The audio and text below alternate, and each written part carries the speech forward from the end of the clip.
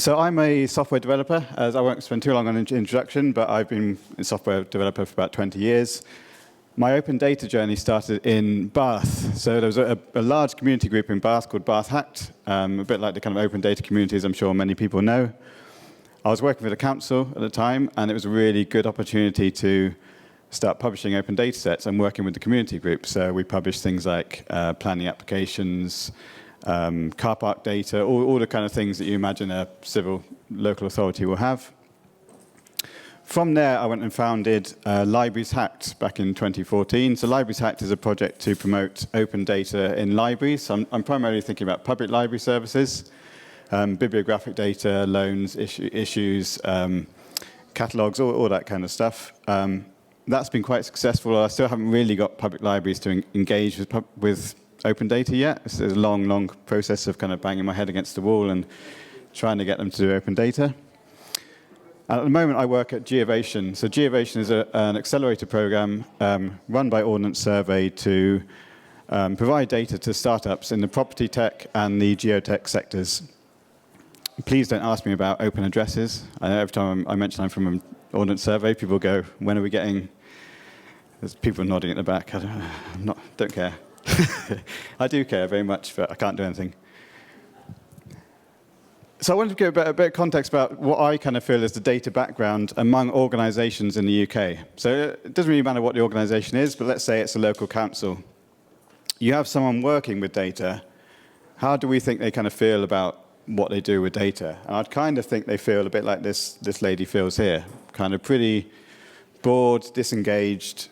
Data probably isn't their job. I mean, it is their job in the sense that they might be a middle manager doing pretty much anything, but they have to do data, and they don't like it because it's formulaic. They don't have the skills, don't have the time.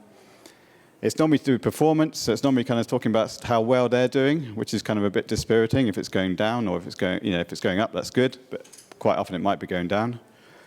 And in general, it's pretty boring. So I don't think we kind of engage across the UK people with data who are working with data and could be quite engaged with data. And what about the public? I think the public also aren't that well engaged with data. I think they don't really think it says much about their lives. It doesn't answer kind of queries they're having, what they're kind of wondering day to day. And data should be about answering people's queries. It should be that people have an idea or they have a thought, and how does the data kind of answer that query? I don't kind of feel it's doing that. Data can be hard to understand. There's always a barrier to entry. We've kind of talked about open data portals and the barriers they have. However well they kind of try to give you visualizations and ways of exploring data, they're always kind of data people focused, and that's not a great situation. There's also a general lack of trust around data. People think the data is pushed at them in terms of statistics, so it's sort of telling them things like, we're doing great, and they go, well, I'm not really seeing that myself.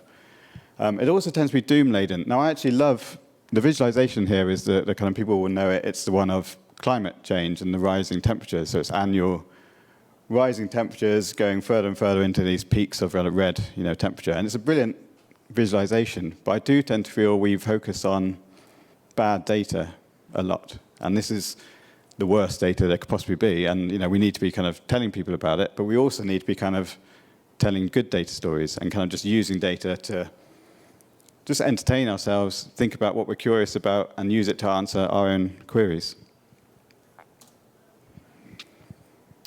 And just to reiterate that lack of trust on data, the population lack trust in the competency or intentions of the overall use of public data.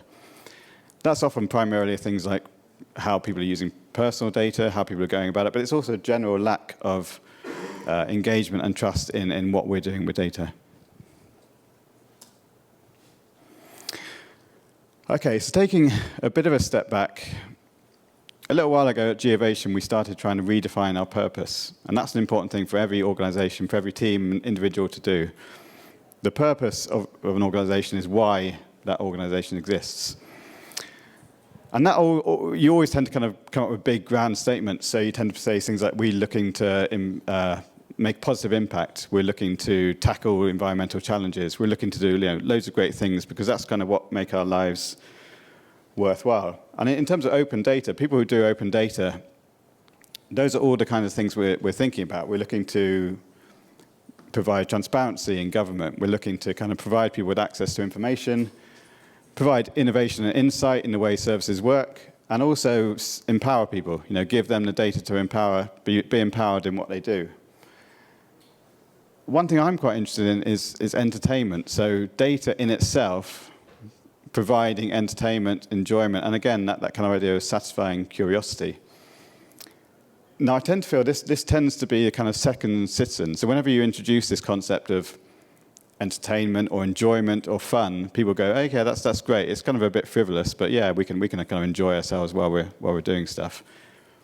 And it's not at all. It's one of the primary purposes that we should all have in terms of whatever we do. We're looking to we're here. We're looking to enjoy ourselves. We're looking to tackle problems. But if we're not kind of enjoying ourselves at the same time, what's the kind of ultimate point? So I kind of push this idea of entertainment as being kind of a key purpose in everything we do. And hopefully that makes sense. I mean, one key set of principles I really like is the BBC. The BBC want to inform, educate, and entertain. And I think we kind of accept inform and educate as kind of really good things. Entertainment is kind of seen as a bit, again, frivolous, but it's not. It's great. So I hope I'm doing all right for time. Let me have a quick check. Cool, yeah, I can whiz through this. So my proposition is that by publishing and using open data primarily for the purpose of satisfying curiosity and entertaining ourselves and others, we will better engage data publishers and users. So it will have a positive general impact. So we're not just generally enjoying ourselves. We're not kind of just having a laugh, doing things just for the fun of it. I think just for fun came up earlier in the open source. I kind of think we should drop the just. We should say for fun and kind of accept that as a thing. It's perfectly reasonable to do things for fun. But it will have a positive impact in terms of better engaging data publishers, people who are working with data in organizations, and the users themselves will be better engaged.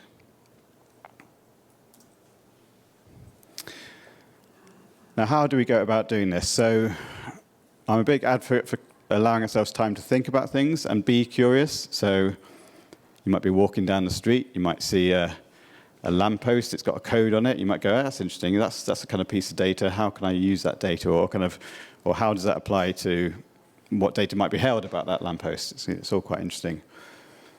When we're data users, we need to spend time exploring data. So the poor people who are kind of tasked with doing performance data, it might be necessary. They might have to do that every day or every month or every week. But they should also be given time just to go, here's your data set, your line of business service.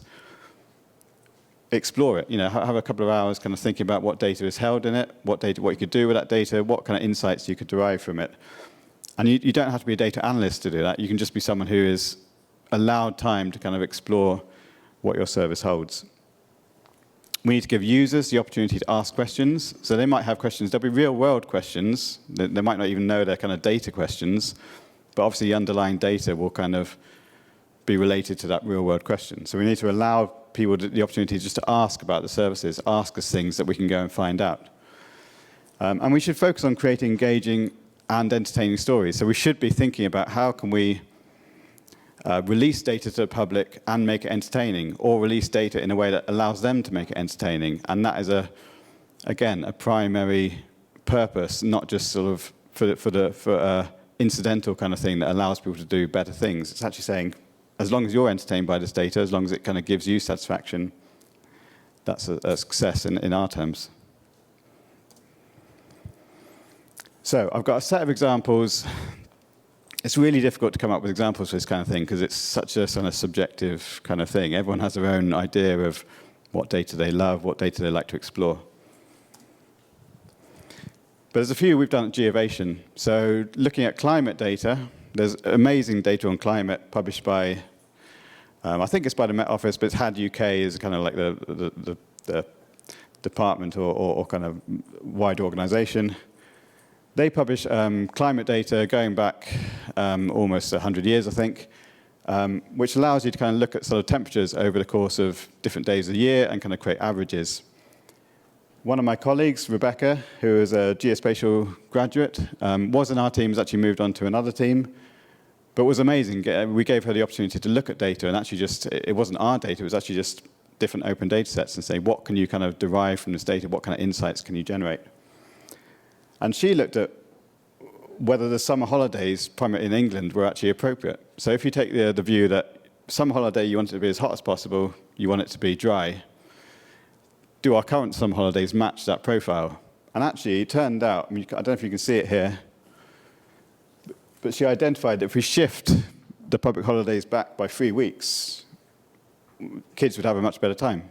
They'd get better, better temperatures, less rainfall. It'd be actually a good idea to shift them back.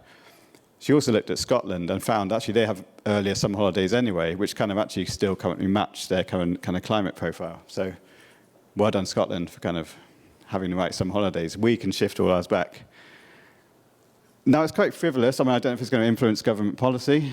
It could do, down the line. But it's quite a nice example of actually just, here's something we looked at. There was no kind of outcome to it. Well, we did find some things, but it didn't have to be an outcome. It was just looking at data and enjoying that data for what it is. Libraries, as I say, libraries are one thing I'm quite passionate about. So this is one I did a little while ago. I used to live at not live at Libraries West. I used to work at Libraries West. And in libraries, we tend to do, again, really boring data reporting. So how many issues have there been in a branch over a day or over a month? Probably over a month, to be honest. Not very interesting, not very useful, aside from the fact that it's generally going down. One thing I looked at was actually how long people hold on to particular types of books. So if you imagine someone goes into a library, they take out a book, normally they get about 3 weeks to keep that book, and they might renew it. So if you look at actually how many times they renew the books, or actually how long they keep the books, and you can look at the dates they took out the book, date they brought back the book, I started to see that it was actually all the self-help books that people keep for ages. Now, library policy doesn't really reflect this. People still have to kind of take out the book for 3 weeks and then renew it. But we were seeing things like, over the course of 150 almost issues, the Feeling Good handbook, on average, was kept for 91 days, which is a huge amount of time. People are keeping these books for a long, long time. The bottom one there, Raising Girls, I assume a kind of book about raising girls, was on average kept for 84 days. And I kind of thought, it should be 18 years, really, shouldn't it? It should be giving people this book for at least 18 years.